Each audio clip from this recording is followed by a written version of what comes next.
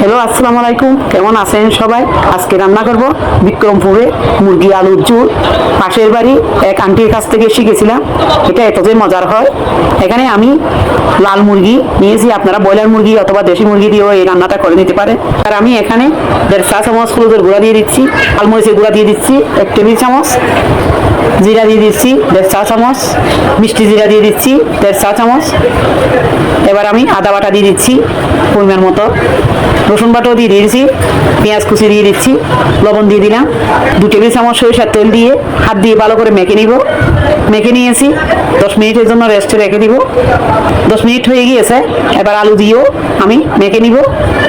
মেখে নিয়েছি, এবার আরও 5 মিনিট আমি রেস্টে রেখে দিব। এবার একটা পাতিলের মধ্যে তেল দিয়ে দিচ্ছি পরিমাণ মতো, দিয়ে দিচ্ছি পেঁয়াজ কুচি, 1 কাপ পেঁয়াজ কুচি দিয়ে আমি বেরেস্তা করে দিব। এবার দিয়ে দিচ্ছি রসুন, এরকম আস্ত রসুনে দিয়ে দিয়েছি, এগুলো সম্পূর্ণ ভেজে নিব। শুকনো মরিচ নিয়েছি 6টা, ধনে নিয়েছি 1 টেবিল চামচ, জিরা নিয়েছি 1 চা চামচ, সবগুলো একসাথে ভেজে নিব।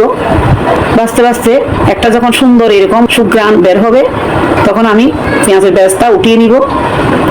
ঠান্ডা করে একটা ব্লেন্ডার জারে আপনারা পিষে নিতে পারেন।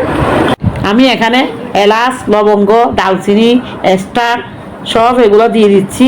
পুরো উঠলে ম্যারিনেট করা মাংসগুলো আমি দিয়ে দিয়েছি, এবার কষিয়ে দিব। এখানে আমি কোনো পানি দিব না, মাংসের থেকে যে পানি বের হবে এটা দিয়ে কষিয়ে নিব। তেজপাতা দিয়ে দিলাম 3-4টা।